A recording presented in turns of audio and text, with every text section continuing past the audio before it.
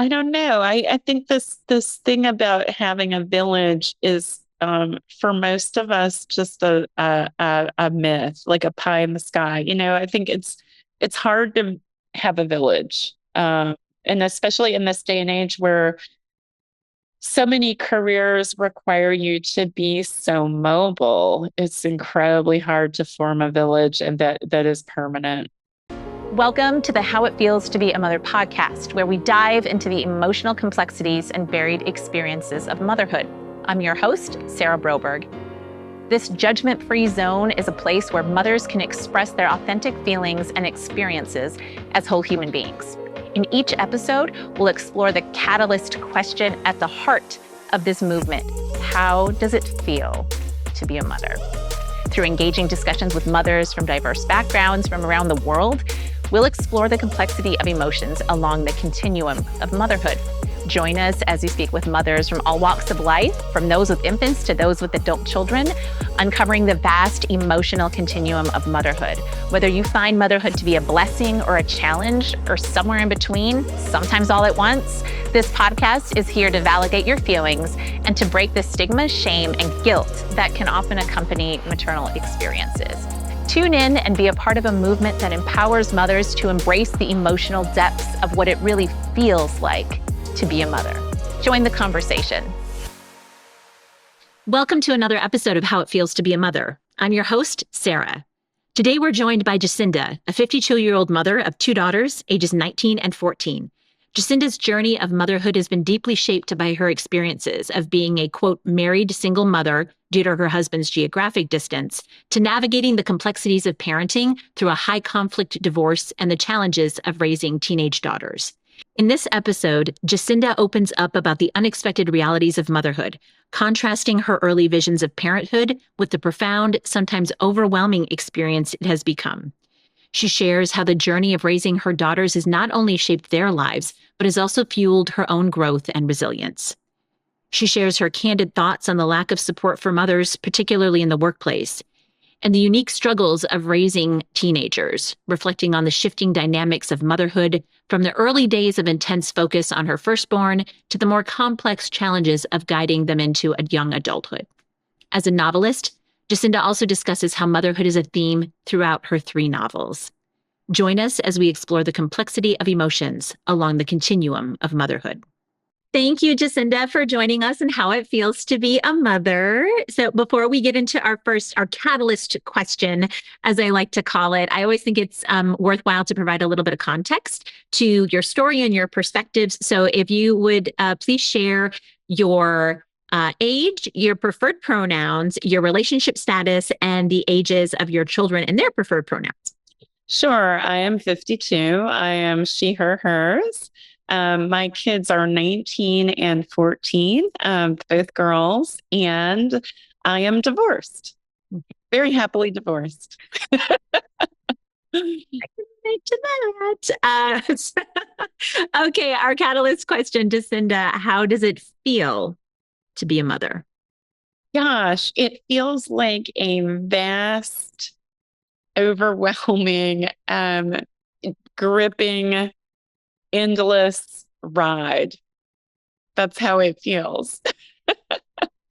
I can tell you a little bit about, my background, like my story as a mother. I had a kid in 2004. Almost immediately was what I call a married single mother because my then husband lived in Boston and I lived in Missouri. So it was always mostly just me and her. And so it was a pretty intense, I think a colleague of mine was like, it's like you guys are just a petri dish of concern and obsession. So, and I think that was true, especially when I just had the one kid. When I had a second kid, that grew a little bit. I think the world opened up a little bit for me. And probably the firstborn was very thankful that some of that laser focus lifted from her. Mhm. But yeah, we've always been just super close because we we moved a lot. And so it was just me and the girls for, a lot of motherhood. So yeah, yeah. Does it feel like you thought it would? Not at all. I thought it would be easier. I thought it would be a sort of one dimension emotion. I think before you have kids, you think of it as an endless river of happiness. You think that if there's a problem, you will be able to solve it. Which, when they get older, when they get to be teenagers, we find that that's not true. And I find myself thinking now so often of when they were little babies and they were upset and you would just hold them and being that physical closeness would just make it go away, or maybe they were hungry or whatever. And now when they get to be older, when they get to be teenagers, young adults, holding them looks very different. And sometimes it looks like letting them go. And I think that is really difficult. I think, and we used to have this children's book when they were little. It was called Mommies Want to Fix Everything. And that's what you're used to doing, and then that's not sometimes even what you should do. That is hard for us, I think. I mean, I don't know if you're finding this since you have teenagers as well, right? Absolutely. I mean, one of the biggest challenges I think I'm dealing with is just allowing them the space to figure it out on their own, even if I'm like, oh, yes, dude, I'm not really quite sure about that, but like, you do you, and this is a soft landing space. Like that's kind of where, it's the life lessons right now. Is we're into those, and that's just such a different. It's just such a different dynamic than when they were younger. And as they grow older, it will also be a different dynamic. Those are different life experiences that they're going to be having once they're out on their own in college or whatever they choose to do and have families of their own. Yeah. yes, yes. It just, I want to think that at some point the difficulty sort of turns back into we're easy, but I'm cautiously hopeful that what happens, in fact, is a change within you as a mother, that you're able to just accept, you're able to roll with the all of the things, right? Well, you actually touched on one of the themes that it is emerging off frequently from these conversations, which is sort of that parallel journey of emotional growth as like our children are growing and evolving, like how we as mothers are also growing and evolving in our own ways as well. Have you found that's true to be the case for you? Absolutely. And I used to joke with people, so my divorce took a very long time. It took 3 years. It was one of those high conflict divorces.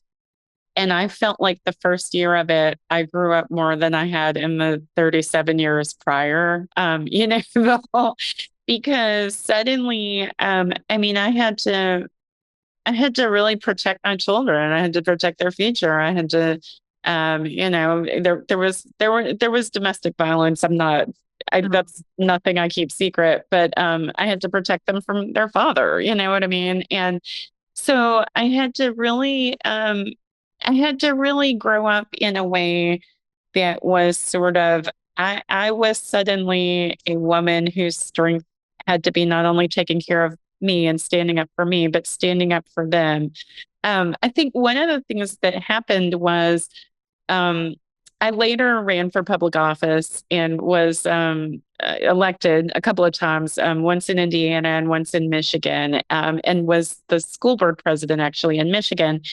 And I'll never forget the night I was elected president. They ran this video and they were like, Ann Arbor Public Schools has 17,000 students and 4,000 employees and a $300 million. And I thought, oh my gosh. But I had become very easily that woman whose strength was standing up for other people. And so it was, in a way, a natural transition to becoming who I am now, which is sort of not a person who shies away in the corners. And so I think it's kind of beautiful that being a mother will just make you grow up too. You know what I mean? It's like you're growing up with your kids. And it's, yeah, I mean, and that's what I meant, I guess, when you asked the initial question. I'm like, it's a deep, unending, you know, undulating river of all of the things, right? Yeah. Yeah. We also kind of talked a little bit about this next question, but how has the feeling of being a mother for you changed over time? That's a very good question.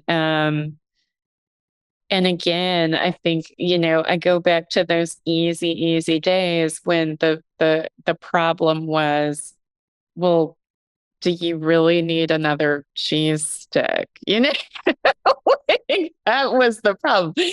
Whereas now, especially with my 19-year-old, the problem is, do I really want to get back to college? Like, what am I going to do with my life? These are these are painful questions, right? And there is no easy solution because we don't even know what the answer is as mothers. And so I think that's what changes most over time is your notion of sort of what is the proper way to even parent, because even young adults still need parenting. I mean, I'm 52 and sometimes I feel I still need parenting, but what does that look like? I'm still figuring that out. I have no delusions that I have any answers, still very much figuring that out. So Yeah, I think that's another challenge of navigating this, like the transition from like having teens who, or even, adolescents who have a very specific type of parenting need, and then moving into the teenagers and then into the young adults, and sort of shifting from less of maybe parenting and more of like, I don't even want to say peers because that's not right, but more of like an advisor role yeah, or capacity. I'm really struggling with that one. I'll tell you. I like because so often they don't want an advisor. Mhm. Uh, I know. I often think like if we could all just either, pay some hobo on the street to be like, this is my advice to you, because they would listen, or Any other person except us. anybody. I often wish there was like a mom pool where we could be like, you know what, Betty Ann, can you just talk to my kid and tell them this, because we would all agree, but it would be someone else saying it. You're absolutely right. You're absolutely right. That's like a total thing. This would be like an influencer for hire. Like I feel like, yeah, but specifically to give them like the parenting advice that they won't take from us. Yes. Yeah, Yeah. my next side hustle. I mean, there's so many movies where that's almost the plot of the movie. Right. There's Yeah. so many of these like hero quest stories where the hero just has to go to some, Yoda figure and figure these things out, right? Yeah. Yeah. And I also think like, and part of becoming like the advisor is also like, like seeing them as like a friend or a peer or something, and like that's hard to do at least for me in this stage of my parenting journey, because there's still such a need for just like the day to day like get shit done, that like it's also tough to like step back and like and have that balancing act. Like let's talk about your financial future and how to manage that, while also like, dude, why'd you leave food sitting out for 3 days in your room? Like, it's Right. Yeah, double-edged, tricky path to navigate now. absolutely. Absolutely. Jacinda, what's your favorite thing about how it feels to be a mother? Oh gosh. So many, but I think my favorite thing has been watching the sense of wonder, and especially when they were little kids and the world was just, it was like every day there was a wondering, there was a marveling at the world. And it made me also marvel and wonder at the world too. I think I'm a writer. I think I wrote a lot more when they were little and I had a lot more to say. when they're teenagers, it's a different kind of wondering and marveling, I think. And I think the challenge is to understand that that wondering and marveling is still going on. Um, and sometimes it makes you want to gouge your eyes out, but it is still wondering and marveling of a sort. But that's my favorite thing is to watch them be wowed by the world. Mm, That's I love that. that's a beautiful way of putting it. Wow. And World. Yeah. yes, we used to travel like every couple of summers or so. We'd go to Morocco and we would stay for a long time. And I think the first time I did it, they were so little. The first time I did it with two kids, they were 2 and 7, and I thought we were there for 6 weeks. I thought I would lose my mind, but every single day they were just enchanted by everything, and gosh, I would give anything to go back to those days, because I take them to Morocco now and they're just like, what can we buy? And but back then they were like, oh my gosh, look at the monkey. And I love those days. Yeah. Love. Also, Morocco is quite enchanting. I can say that. So, Yes. but this part of that evolution too is like they get older, they're a little more jaded. And clearly, they've had the wonderful privilege and experience to be going there fairly regularly. So it's just like, oh yeah, another thing. But that's a really beautiful opportunity you've been able to give them. Yes. What concerns you about how it feels to be a mother? Um, and I'm sure you can relate to this. I think I was really surprised at how little support there is for us, just in every way. Particularly, I have always felt in the workplace that I kind of got kicked in the teeth a little for being a mother. I think that there's this discrimination that happens just because you're a mom that gets heightened when you're a mother. And especially when you're a single mother. I feel like there are so many men who I always, whenever someone says, I don't know how you do it, almost always that person turns out to be somebody who kind of thinks it maybe shouldn't be done. You know? Typically a man who has a stay-at-home wife. And, that's been the hardest part for me is just the unending stress. And I think, one of the saddest things for me as a mom has been feeling that um, there are so many times when that stress sort of got in the way of my being a mom. You know what I mean? There were so many times when I like snapped at a kid who was just being a kid, or so many times when I was running so hard to get from point A to point B that we weren't having any fun anymore doing the thing, just I wish that I wish that that were different. I wish we were, I don't know. I think this thing about having a village is for most of us just a myth, like a pie in the sky. I think it's hard to have a village. And especially in this day and age where so many careers require you to be so mobile, it's incredibly hard to form a village and that is permanent. Like what you're hearing? We'd love your feedback. Please leave a review. Yeah, I can very much relate to that. Especially the part about just like running to the next, to the next, to the next, and like just forgetting like why we're even doing this in the first place. Yeah.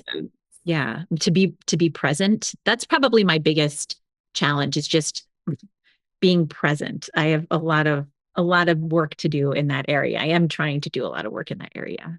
Yeah. Mm. It's hard. It's hard because we just have so many hats we're wearing at all times. It's so hard, What I think, surprises you? Oh, I'm sorry. Go ahead. I was going to say, I think one of the best pieces of advice I read is that passive interaction is also interaction with your kid. And so, like just even like when I was running for public office, they went to the Bernie Sanders rally with me, and so they got kind of a double thing. They got me and they got Bernie Sanders. It's amazing. But I'm sorry, you were going to ask another No, question. I was going to say that's also, wow, what another really unique experience your children have had. Yeah. Yeah, it's always like bring your kids to work day for me because I work from home. So they're always like scattering around like, oh, what's mom doing now? For the longest time, I'll tell you when they were younger and we'd be like, what does your mom do for a living? And they would literally be like, demonstrate me furiously typing on a keyboard and then knocking back coffee and then furiously typing on a keyboard and knocking back coffee. I love it. Whatever it was in front of that or whatever's in that cup, like I love it. Oh, I love it. But I also feel like, for me, that's also a point of pride that I'm able to demonstrate to them, like that you can be a mom and, for whatever whatever I'm bestowing onto them as being their mom, but also as a professional, working woman who's, sort of moderately successful career and, kind of holding the household together and doing those things. For me, as a very sort of fiercely independent woman, and we can unpack why that is. But it's important for me that they see that. Absolutely. My dad, actually, it's funny. I only have a sister. Maybe you're an oldest daughter too. I am. Oh, doing birds of a feather, baby. There we go. Right. So my sister is younger than me, but my dad was kind of, he was a very old school, or he's still alive. He's just evolved a little. I'm talking in the past tense, but very old school guy, and I think was just shocked to have to raise daughters. And so he raised us as if we were little men. But one thing he would always say is that I don't ever want you to have to depend on a man. So I want you to make sure that you have all the education you need and all, everything you need to enable you. And he said to me the other day, he was like, have you told them that? I was like, I don't know. I think I've lived that for them. But it's because I have two girls. It's been really important to me to model that, right? That, typing, throwing back the copy. That's what we do. This is what we do, right? We just make things work. So. You totally just hit on another theme that often kind of comes out of these conversations, which is how the ways in which we were raised influence how we choose to raise our children. And so you talked a little bit about your dad. So maybe you want to talk a little bit about how that may have influenced the choices you're making with your own daughters. Absolutely. And I think, and my parents were also, they were divorced. Mostly they actually got remarried to each other, which is I should make that into a novel, actually. They got remarried to each other, then they got divorced again from each other. But mostly I grew up with a single mom, and she was really adamant that we never feel that, right? She had a village. She had a really good village because we grew up in her hometown, and we did never feel that at all. But now I understand it was because she kind of hustled, and she made sure that that she didn't have to say no for like logistical reasons or financial reasons. Like she just made things work. And so that's been a very powerful kind of inspiration for me as a mom as well. I think, I feel like when you become a parent, you're parenting both in reaction to the parenting you got and also as a result of the parenting you got. My parents were very authoritarian, very controlling people. And I tried to be the mom from Hideous Kinky. I think it both has and hasn't worked. I think that, part of the reason the teen years are so hard for me is that when you parent, when you're offering that kind of freedom to a 2-year-old, that can be really good for them. Like you eat what your body's telling you to eat, right? You wear whatever you want to wear to preschool. It's none of my business. But when you're parenting a 13, 14-year-old, that kind of freedom, offering them freedom can often not be the right thing. And it's been really hard for me to sort of parse that out, Mhm. because I was never given that much freedom at all. And the few times I was, I really misused it. Mhm. So that's been a challenge, right? Yeah. I don't know if you feel that you parent in reaction and as Yes. both. Both. And like, I think oftentimes like it's just the pendulum swings from like one to the, depending on how we were parented. And sometimes we move in one extreme direction and sometimes it's a little more moderate. And sometimes we find ourselves moving back. Which is, I guess, that could also be related. I haven't really thought about this before, but that could also be related to the phases of our children's age and their development as well. Um, oh, that's something to think about. What surprises you about how it feels to be a mother? Um, I think initially I was surprised at how stressful it was. And I think that's common. I don't think there's a woman alive who was like, "Oh, this screaming thing," like it's what I imagined, right? No, that is not what we imagined. And the fact that stress, there have been so many times, Sarah, that I thought this is going to kill me. Mm. And it never does. It never does because like love is a sort of fuel, and I mean on both levels, right? So there are these days we have where we wake up at 5 in the morning and we're going until midnight. This kid's got to be here. There's a special occasion. I got to go to work. Da, da, da, da, da. And you get to the end of those days and you're like, love was the fuel. Like, yeah, I did all these things because I love them. But then I think on the other level, it's like, because there are these moments with teenagers where they tell you these things, they confess to these things, and you're like, I remember I told my 13-year-old, I said, I think I'm gonna die like right here in this car. I was like, I can just actually feel it happening. I'm gonna die. And I didn't because I was like, okay, I gotta go on. I gotta keep being her mother. And whatever crisis they're going through. Mine are both it's with two or more, it's like whack-a-mole. Usually it's like one issue. But mine have both been having an issue laden couple of years here. And I just keep going because I have to. Hmm. Yeah. You had talked a little bit earlier about community. And I'm wondering, are there people in your life with whom you talk about how it feels to be a mother? Absolutely. I have some really close friends in cyberspace, actually. They're my longest because we've moved so much. My closest mom friends are actually this Facebook group of single moms. And we have known each other for like 15 years, and we've been through all the ups and downs together.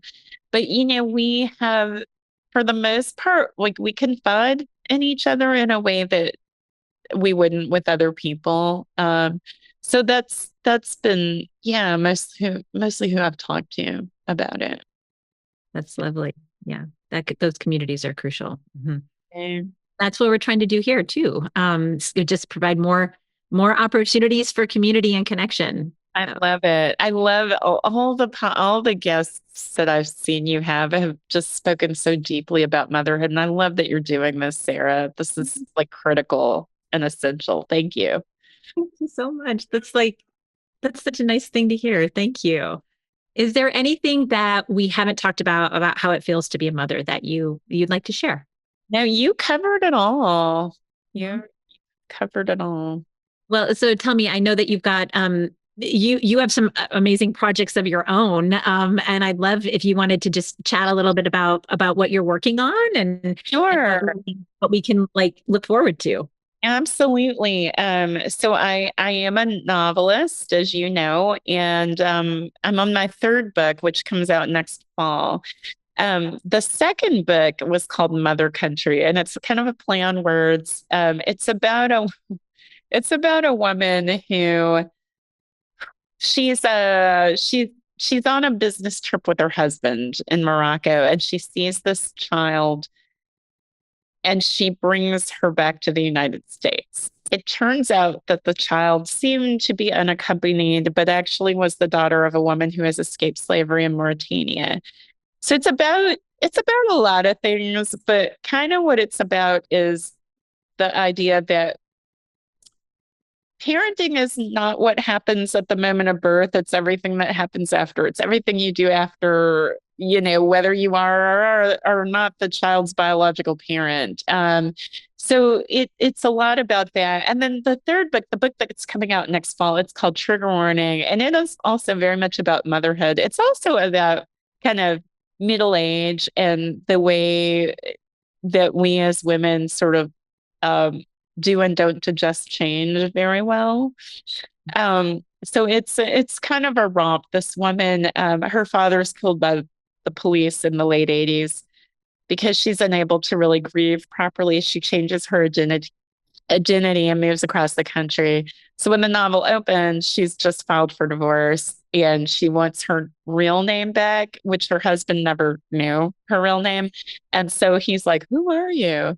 So the novel is about like he finds out as she kind of faces up to grief, but she takes her child with her, and this kid is a trans kid who's just transitioning. So there are a lot of wonderful moments between them where, just as I had spoken about, how the way motherhood changes when you have teenagers. There are a lot of wonderful moments of this kid trying to just break free. And spoiler alert, in a way she does in a big, big, big way. So yeah. Okay, trigger warning, you all. Jacinda Townsend, it's coming out fall 2025. So we're putting a timestamp on that. Yes. And then reiterate again your second book. Well, your first and your second book. So let's drop those two. Sure. So the first book is called Saint Monkey, and the second book is called Mother Country. That's great. And we can find those anywhere in your favorite bookstore? Anywhere. I always go to Indie Shop. So yeah. And Jacinda, do you have a website or social media or anything? I do. Absolutely. So you can find me on Twitter, Jacinda Townsend. On Facebook also is Jacinda Townsend. And my website is jacindatownsend.com. So very easy to remember. Yeah. See, those are my PR roots coming out. I'm like, hey, plug your messages, get your socials out there. Thank you. I got you. I got you. Thank you, Sarah. Thank you. Thank you, Jacinda. I have thoroughly enjoyed this conversation. I loved our interaction, our meeting fairly recently, and I'm a big fan of your work and you as a human being and as a mother. So thank you so much for making this time to share. Thank you, Sarah. Learn more about how it feels to be a mother by visiting howitfeelstobeamother.com and following us on our socials. Please join the conversation.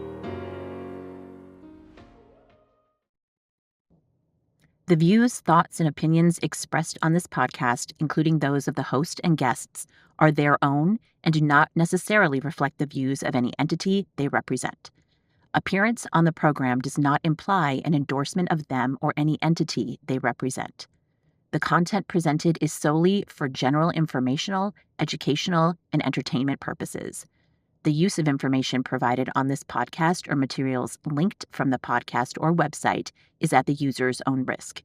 It is not intended as a substitute for the advice of a physician, professional coach, psychotherapist, or other qualified professional. Users should not disregard or delay in obtaining medical advice for any medical or mental health condition they may have and should seek the assistance of their healthcare professionals for any such conditions.